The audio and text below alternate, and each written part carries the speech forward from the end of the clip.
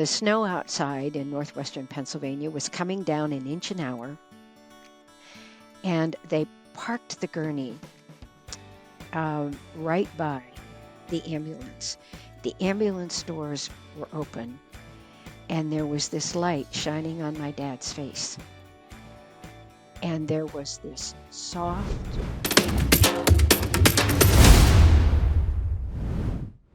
Hello and welcome to Finding Your Spark Again. I am so glad to be here with you this week. My guest today is Yvonne Caputo. She's a teacher who taught in the Erie, Pennsylvania public schools for 18 years. She has also been vice president of human resources at a retirement community, a corporate trainer and consultant, and a psychotherapist. She has a master's degree in education and clinical psychology. In her book, Flying with Dad, it's about her relationship with her father through the telling of World War II stories. Her second book, Dying with Dad, was released at the end of May. And today she will come and talk to us. Welcome, Yvonne. It's so nice to be here. It is so great to be here with you. And I am really excited to talk to you about your books and about your experience. I mean, you have such a varied experience in that teaching and psychotherapy, they really do set you up for understanding the world in a very different way, don't they? They do. And particularly with my second book, Dying with Dad, I look back on my life and I see this spiritual hand guiding me, through each career, so that when the time came to talk to Dad about death and dying, I had a skill set that I prize. And it came from the teaching and the psychotherapy and the consulting. Uh, so I really say that frequently, that there was a spiritual guide in the careers that I chose along the way. I love that. When you just were talking about that, one of the things that occurred to me is that when it comes to difficult topics, right? When we have to talk to people about things we don't want to face or deal with, tapping into some time in our lives, like teachers really have a relationship with information that is generally based in curiosity or interest. And they're certainly not shy with information, right? Information is just that. So it's the first step, and then we go from there. And I love the idea of bringing that into your relationships as you did.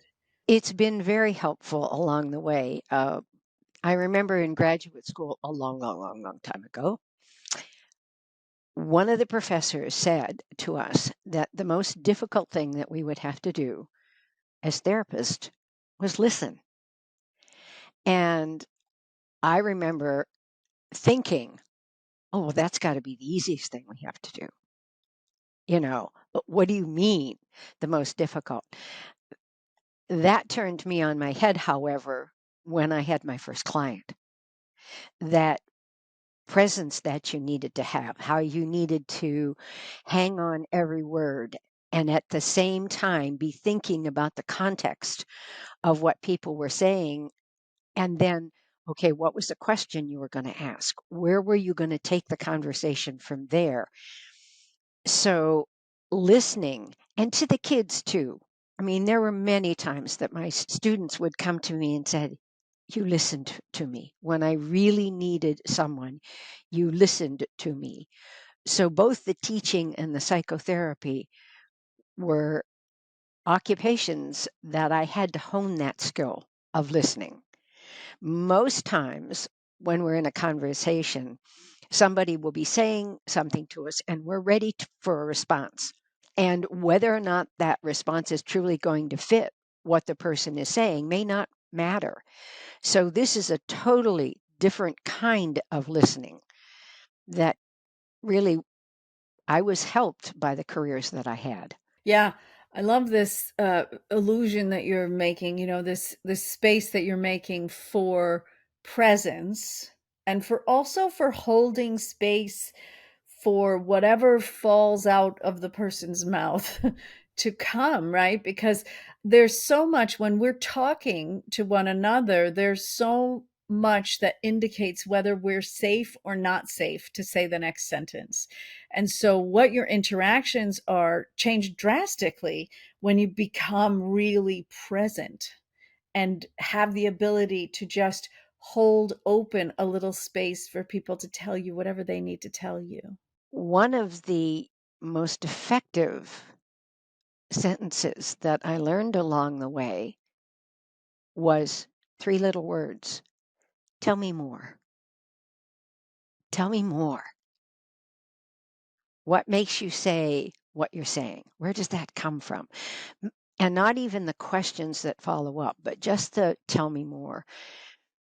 When I worked in the retirement community, my office was up on the 3rd floor.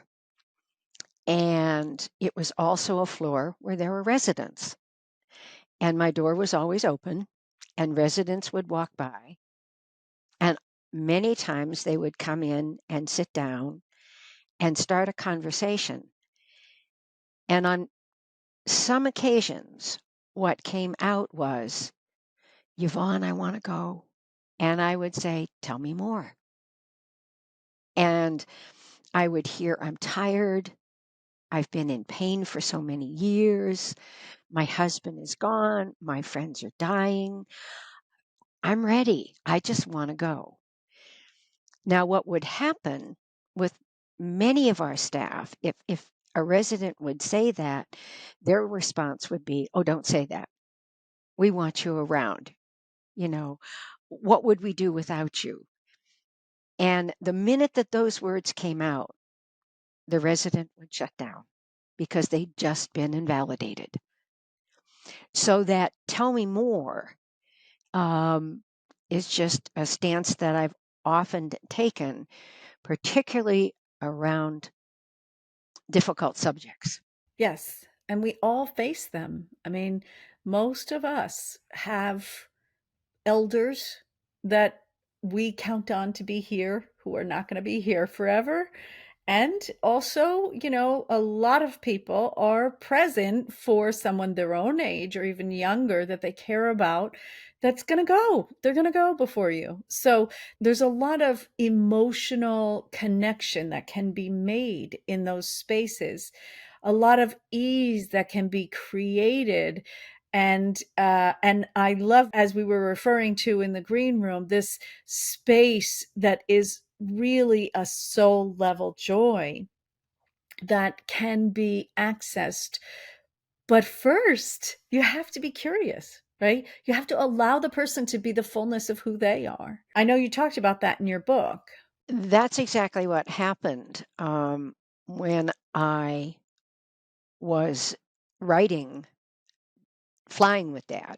In 2008, cold January night, pitch dark, I'm on the phone with my father, and Sunday calls were don't interrupt a Steelers game.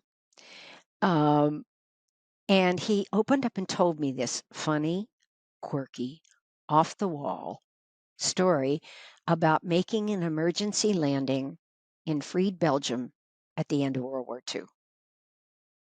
Wow. Wow. So I said to him, I said, I want to get a piece of paper and a pencil. I want to take notes. His response was, what the hell do you want to do that for? And I said, this is good stuff, Dad. This is something that maybe the family would like to have.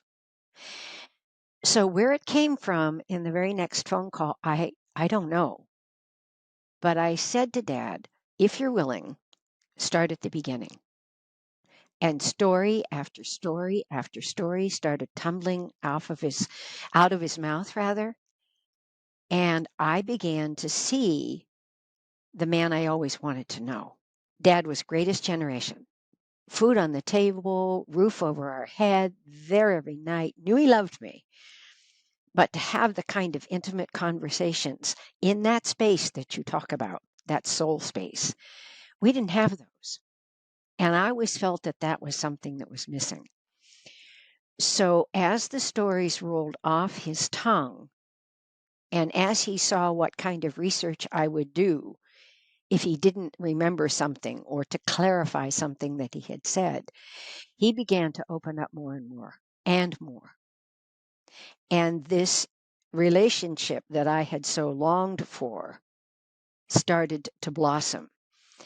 And it led to his telling me about the nightmare he came home with for 3 solid years when he came home from the war.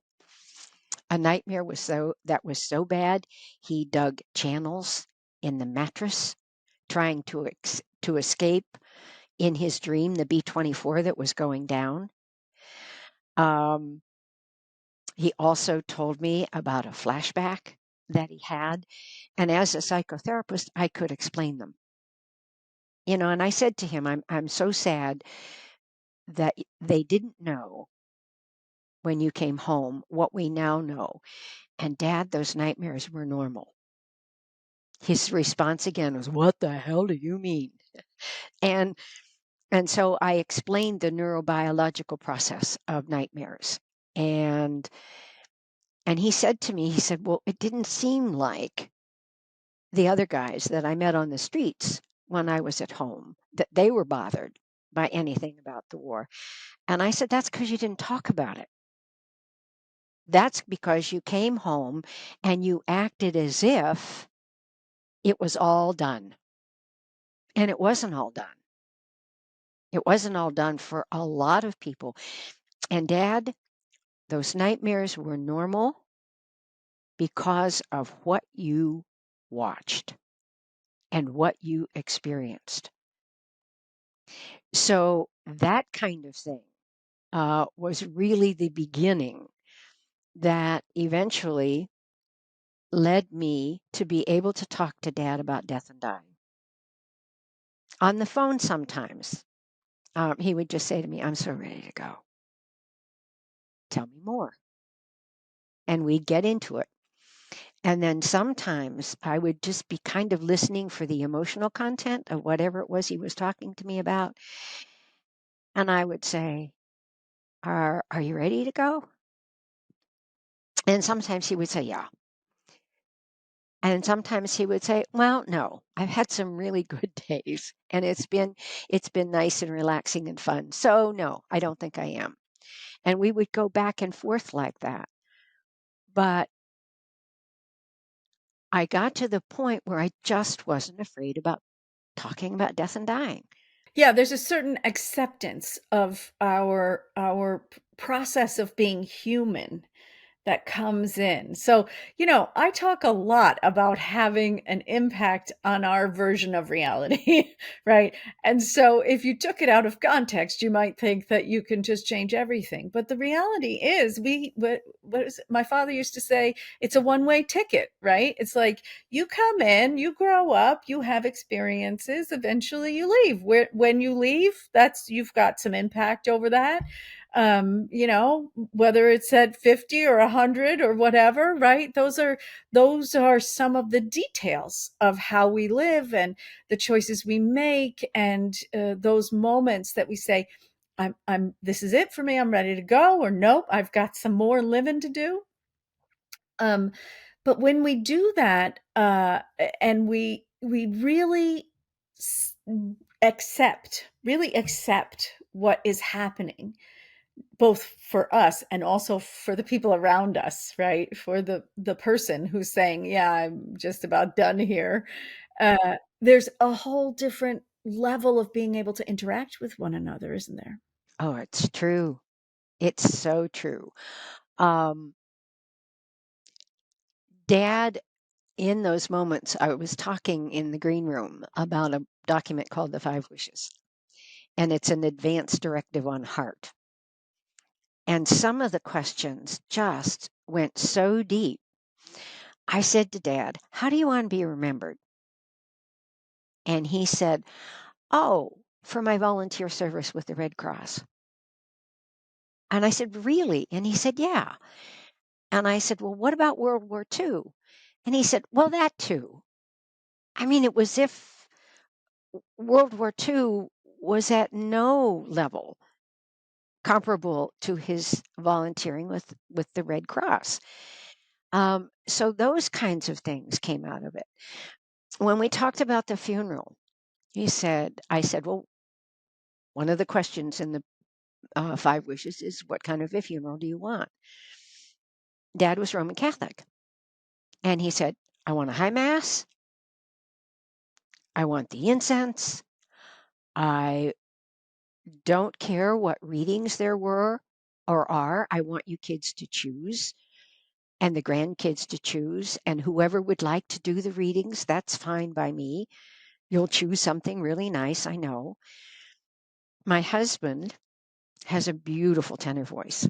And my father said, and Kirk will sing the Ave Maria, the Lord's Prayer, and Amazing Grace.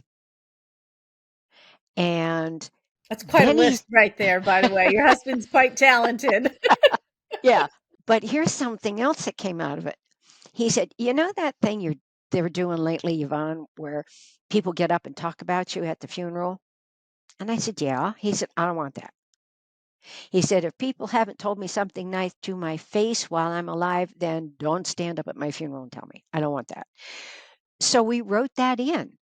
And when we sat down with the priest to plan the funeral mass, my brother said, gee, I don't really know how this goes. And I spoke up and said, I do. This is what Dad wants. So he planned his own funeral mass. So some people might find that really very difficult. I didn't.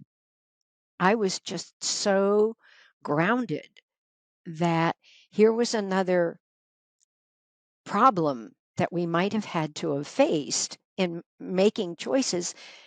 We didn't have a problem. He had said exactly what it was that he wanted. Yeah. And this frankness that you come at these topics with, they really allow a space. Like, when we create that kind of frankness in our relationships on a day to day basis with people who are not on their way out, then everything changes, right? When we ask those really potent questions like, what do I want to be remembered for? Well, that's going to tell you a lot about your priorities, right? And the fact that your father was able to say, this was important to me. This act that I did, I volunteered in this organization who's doing work that I believe in, right?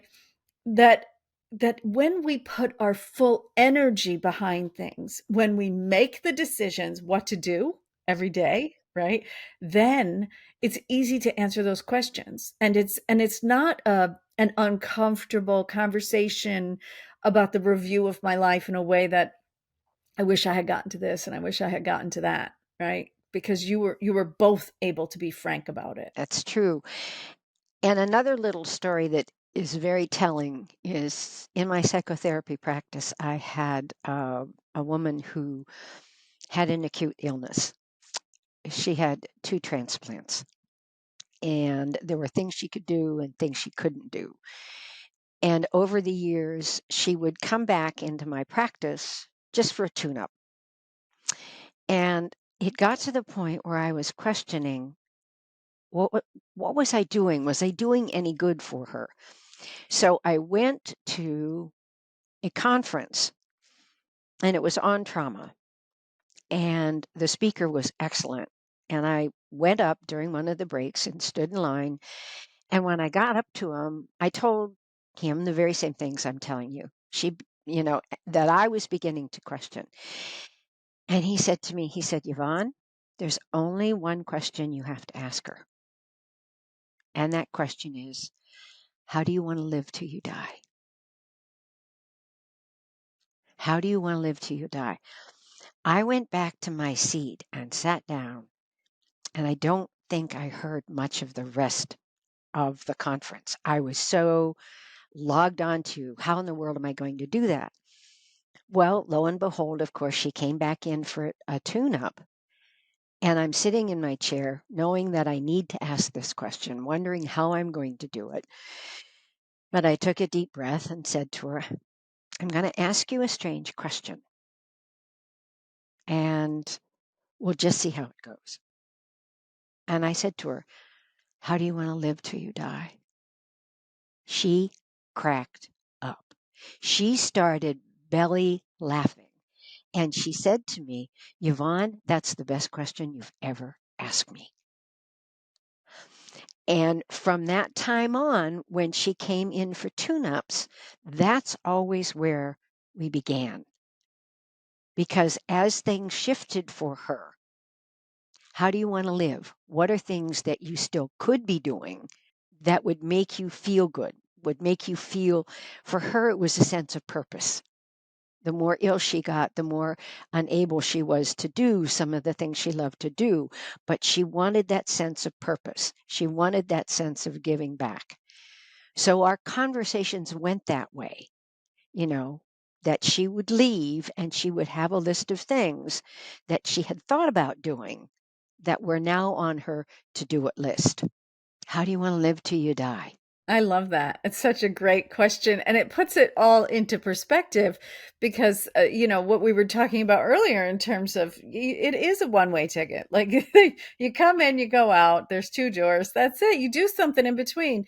And so that question, whether you're 18 or 58 or 108, is a really good question, right? Is what is important to me in this moment and in my life, in the context of my lifespan. So important, really great.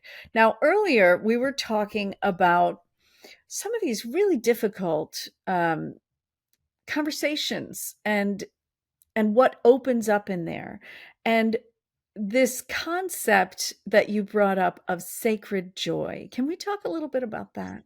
Absolutely.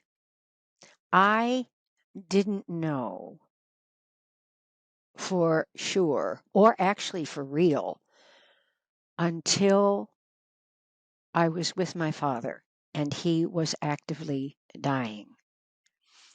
He had been in the hospital. The social worker said to me, "When can we send your dad home?" And I said, "You can send your dad home when he's ready."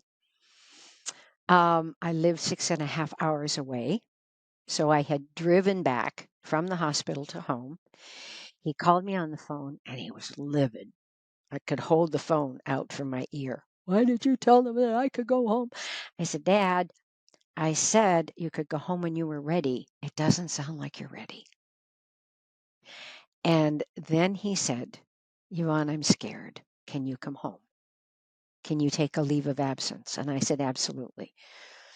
It was at night, and I said, "Dad, I'll leave in the morning, but in the meantime, I'm going to find somebody to come and stay with you, and I'll be there as soon as I can." So I got in the house, and he wanted to go back and try and get some sleep. So we did that. Some neighbors from across the street came over. They were going to help me move a recliner up to the living room because that might have been a more comfortable place for Dad to sleep. And we heard a thud. And we went back in the bedroom, and he was face down between the bed and the dresser. I called the EMTs. They came very quickly. Somebody just lived right up the road.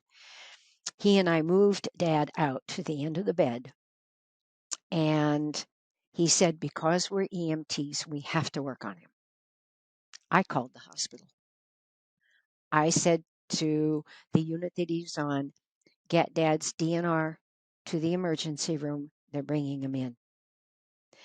The doctor in the emergency room called the EMTs and said, "You can stop working on him." So I laid down beside him, put my arm over his chest, told him that I loved him, told him that he was going to see Mom. And then I did what was the glue in our family. And that's, I said the Lord's Prayer in his ear. And he was gone. And lo and behold, the EMTs put him on the gurney, and they're taking him out of his house feet first, which is exactly the way he wanted to go. The snow outside in northwestern Pennsylvania was coming down an inch an hour, and they parked the gurney right by the ambulance the ambulance doors were open, and there was this light shining on my dad's face. And there was this soft, sweet smile. And I went, yes! And the EMTs looked at me like, I'd lost every marble I might have had. And I said to them, you've given my dad his wish to be carried feet first out of his house. That's when I experienced sacred joy. My father's death was not a painful experience for me. It was so filled with joy because he had trusted me with his truth. He had trusted me to be his healthcare agent. He had opened up to me and told me his life story so that in the end I could give back to him what he had given to me all my life. Now, what's more joyful than that? So when the anniversary of his death was January 2nd, I don't grieve his loss in the same way that I grieve the loss of others. Do I miss him? Sure. Have I melted down in tears at times? Sure.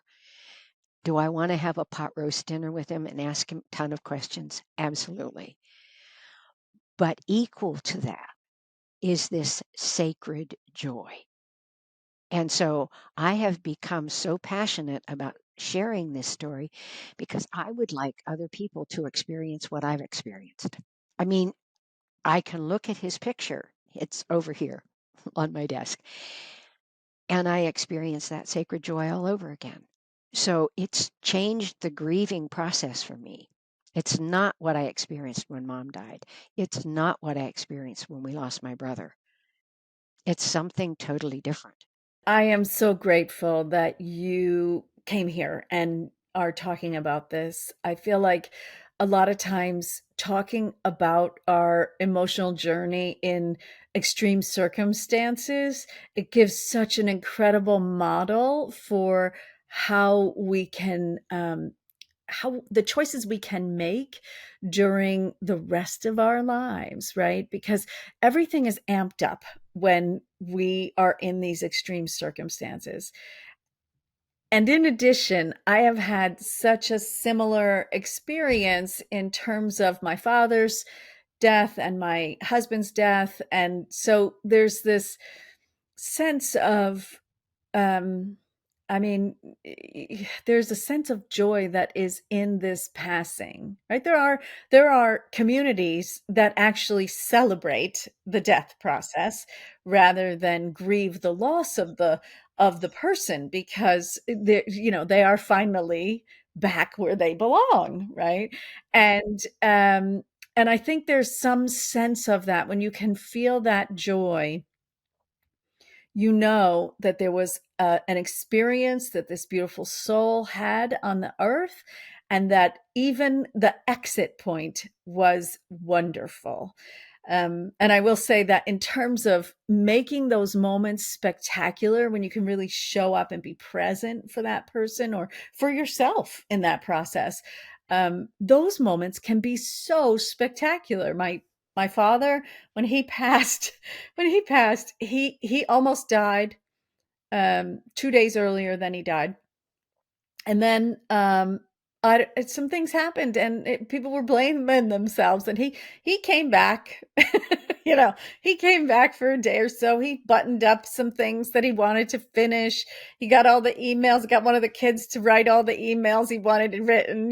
He came back and he did what he needed to do. He wasn't finished, um, and when he went, he had all of his children. Now, mind you, he had to ask for them with his eyes because he could not speak. He was very far along in the process, but my mother was sitting next to him, and he kept looking at her and then looking at each of the children. And all of a sudden, she went, "Where's this child? There's one of the children is not here." And he's going like this, right? And so he did not go until he had everything he wanted out of that experience, right? And that's about intentional living. That's about how do we uh, be present in all of our lives, both when we're standing at the exit door and when we're standing next to our loved one who's also doing that. And I will just say your story about the beautiful spotlight on his face as he got into the ambulance reminds me so much of my husband's passing. I questioned whether I should have called the ambulance or not. I knew his wishes were not to go to the hospital. I called the ambulance anyway. To be honest, I didn't realize we were at the end, right? I just thought, oh, this is a bump along the way we've got to deal with, right?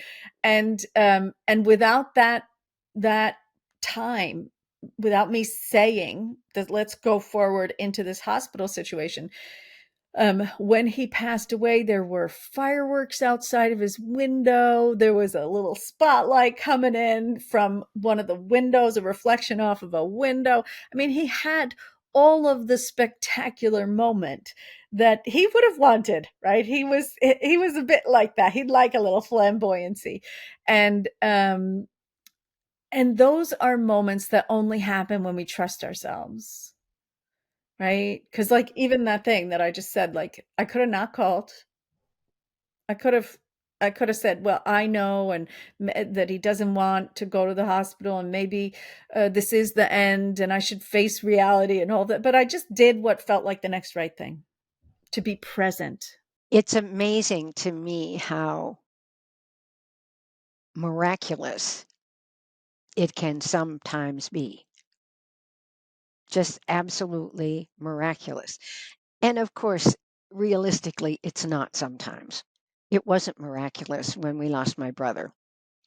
Um, my mother passed away in the hospital. She was in the early stages of dementia.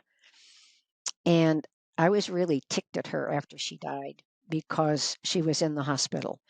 But the more I thought about it and the more I knew my mother's nature, she didn't want people around her.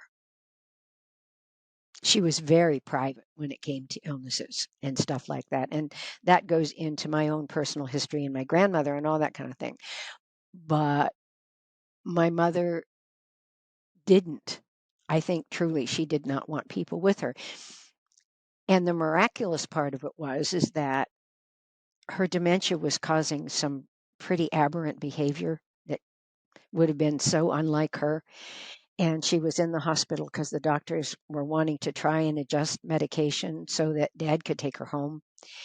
And they asked Dad not to come visit her because it would upset her and it would get the ball rolling. And then they didn't know whether the medications.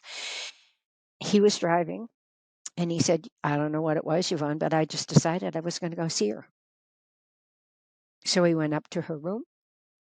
She was calm and quiet.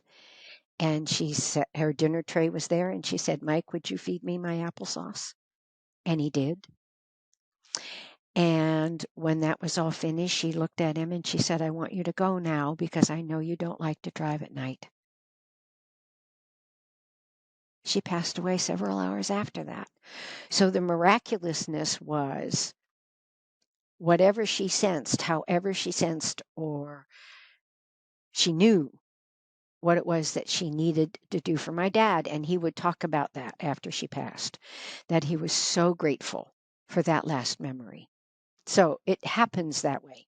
It does. And you can, and this is, true throughout our lives. You can take what you want from these extreme circumstances and you can say, I'm going to focus on the fact that they were alone, that they had medication I didn't want them to have, that they, right, whatever those circumstances are, we can focus on those, or we can look at it and say, wow, she came back and was present for applesauce with her love. I mean, that brings you to tears, right? That's a juicy, wonderful, amazing, miraculous moment that we can have when we show up. Like he showed up, he followed his intuition to go there. And what you're saying reminds me of 3 experiences that I had from readers of Dying with Dad, you get beta readers, and they read it for context and all this kind of thing. And for one young lady, she said, "You know, Yvonne, my parents have tried to bring up death and dying with me, and I've shushed away. I've said, I don't want to hear it. We can talk about this later. It's not going to happen soon. So let's just table this." She said, "After reading your book, I went to them and said, okay, I'm ready. I'm ready." The second experience was an older gentleman who read the book, and he said, "It never dawned on me I needed to do something like this." And later on, his daughter told me that for his 87th birthday, he said, "This is what I want for my birthday. I want my daughters and my wife to be on a Zoom call for my birthday so that I can tell you about my 5 wishes. I have finished the document and I want you to know what I want." So they're going along and he's saying, "I want this, I don't want this, I don't want that." And he said, "I want to be cremated." So one of the daughters said, "Well, gee, Dad, what do you want us to do with your ashes?" His response was, "Well, I don't care. Throw them over the bridge. What does it matter at that point?" And they said, "Wait a minute. Wouldn't you like your ashes to be spread on the farm where you grew up?" He had been born and raised in a one-room house on the prairie in Canada. And he said, "Well, you don't have to do that. That's too much bother." They said, "What if we'd like to do that?" He said, "Would you really?" And they said, "Yes, of course we would." He said, "Okay, I'll go back and rewrite that. I'll put that in the 5 wishes." Talk about open dialogue. The third one was the most sacred of all. One of the writers in our group had an acute illness that she had for 10 years. Surgery after surgery after surgery, a lot of pain, a lot of discomfort. And we received word that she had chosen hospice, but her husband had set it up so that the women in the group could have a Zoom call with her. When she got on the call with me, I didn't say much of anything because she just kept saying, "Thank you for the book. Thank you for the book. Thank you for the 5 wishes. I did it. I talked to my family about it. My husband's in agreement with it. My daughter's in agreement with it. We're all at peace with my wanting to go." And a day or two later, that's exactly what happened. So beautiful. I feel like we could talk all day about this and everything else, but time is short. So I would love to make sure that everybody has a way to get in touch with you, to get the book. How can we all participate with you? Email, and it's simply Yvonne, Yvonne, author, AUTHOR, the number 4, Yvonne, author 4, at gmail.com. They can also find me on LinkedIn, and they can go to my publisher's website, Ingenium Books. And if they Google Ingenium Books and my name, Yvonne Caputo, they'll find me. And surprise to me, if you Google my name at all, there are all now, because of the 2 books, there are references pretty much everywhere. That's wonderful. That's so great. Well, thank you so much for coming here today and spending this time and sharing your wisdom. Well, thank you. And to your audience, I hope you're encouraged to have those wonderful, deep, sacred conversations. Yes, indeed. I love that. I also want to remind everybody that you can go to donnalynn.blog and pick up your copy of unbreakable.guide. And this will give you some tools, some practical tools and frameworks that you can use to walk through dark times and to amplify those good times in your life and become truly unbreakable. Until next time, see you.